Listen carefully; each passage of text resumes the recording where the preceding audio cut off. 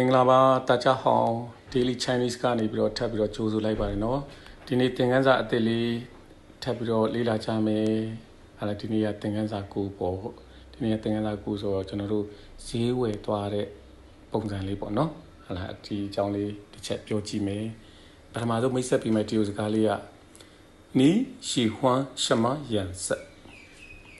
你喜欢什么颜色မြန်မာလိုအဓိပ္ပာယ်ကမင်းကဘယ်ရောင်ကိုကြိုက်တာလဲ你喜欢什么颜色ဟလာနောက်ထပ်တစ်ခုမိတ်ဆက်ပေးမှာက我喜欢什么什么颜色ဟလာဆိုလိုတာငါတော့အဲ့ဒီအရောင်ကြိုက်တယ်ပေါ့ဂျားထဲမှာအရောင်လေးထည့်ရမယ်နော်ကွက်လက်နေရာလေးမှာ我喜欢什么颜色ဒီလိုမျိုး什么ဆိုတာကျွန်တော်ကွက်လက်လေးကိုပြောနော်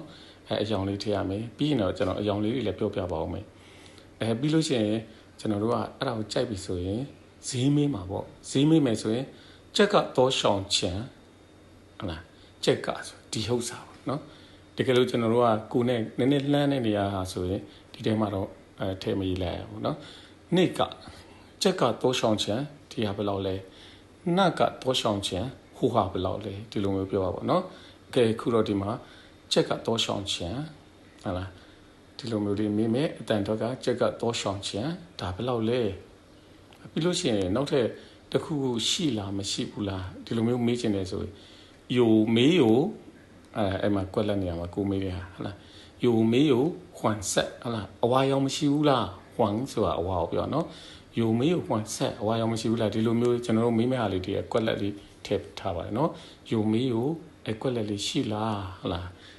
ဒါလေးမေးလို့ရပါတယ်နောက်တစ်ခုကတရုတ်စကားထပ်ပြီးတော့မိတ်ဆက်မှာ我要买ငါဝယ်မှာကပြီးလို့ရှိရင်ကွက်လက်လေးထားလိုက်အဲ့ဒီနေရာမှာ我要买绿色ဟလာငါဝယ်မှာကအစင်းရောင်ငါအစင်းရောင်ကိုဝယ်မယ်ဒီလိုတပုံမျိုးเนาะဒီမှာကွက်လက်လေးခြံထားတယ်ထည့်ရမယ့်နေရာမှာ我要买ဟလာကိုဝယ်မယ့်ဟာကိုထည့်ပါနောက်တစ်ခုကကျွန်တော်တို့မှတ်ရမယ့်ဟာလေးတွေပြောတော့မှာပေါ့เนาะ你喜欢什么颜色ဆိုတဲ့စကားလုံးအယောင်မေးတဲ့အခါသုံးနေဟလာ我要买什么什么ဟလာကွက်လက်လေးထားတယ်ဆိုတဲ့ကောင်မှာအခုဝယ်လို့တဲ့ပစ္စည်းကိုထည့်ပြီးတော့ပြောနိုင်တယ်有没有ကွက်လက်ဆိုတာနေရာမှာကျွန်တော်တို့ကတစုံတစ်ခုရှိလာမေးတဲ့အခါမှာအသုံးများပါတယ်เนาะနောက်ပြီးတော့ဈေးနှုန်းကိုမေးတဲ့အခါ这个多少钱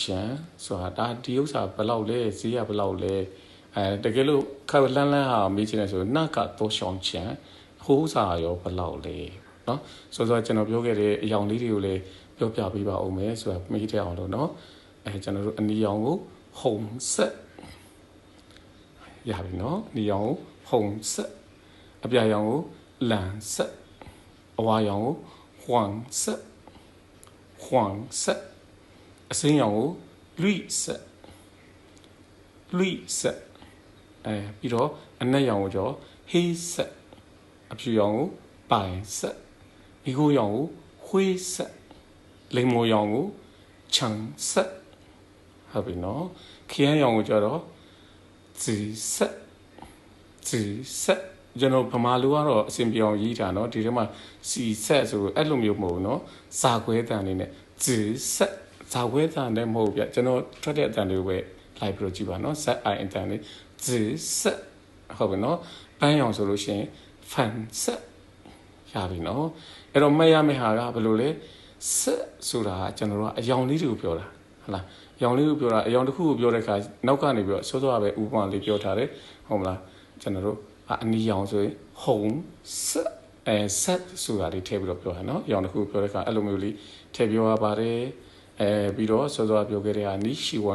什么颜色မင်းဘယ်ရောင်ကိုကြိုက်တာလဲ我喜欢ဆိုတော့အယောင်လေးတွေပြီးတော့ဒီမှာထည့်ပြောလို့ရပြီเนาะ我喜欢粉色ငါအဲ့လိုမျိုး粉色ကိုကြိုက်တယ်ပန်းရောင်လေးကိုဒီလိုမျိုးပြောလို့ရပါတယ်เนาะဟုတ်လားဆိုတော့အယောင်လေးတွေလည်းတည်ပြီးဈေးမေးတာလည်းတည်ပြီးဆိုတော့ဒီနေ့သင်ခန်းစာလေးကလည်းအားလုံးအတွက်အကျိုးရှိမယ်လို့ထင်ပါတယ်เนาะ Daily Chinese ကနေပြီးတော့နေ့စဉ်တင်ဆက်ပေးနေမှာဖြစ်ပါတယ်အားလုံးကိုကျေးဇူး